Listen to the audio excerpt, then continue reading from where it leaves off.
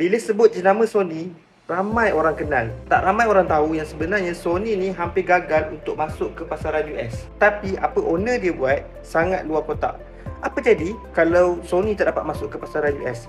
Mungkin hari ni kita tak akan dapat tengok Andrew McGarfield jadi Spider-Man. Pada tahun 70-an, owner Sony, Akio Morita, dia nak expand market dia ke US. Dia ada masalah daripada sudut kewangan. So daripada sudut dana, dia orang ni memang jauh ketinggalan daripada pesaing-pesaing lain. Owner dia ni seorang visionary. Dia faham untuk jual sesuatu produk kepada pelanggan dia, dia kena faham apa yang pelanggan dia nak.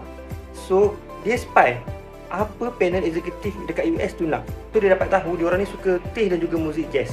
Apa dia buat? Waktu hari presentation, orang lain bawa proposal tebal-tebal, dia bawa satu beg penuh dengan teh.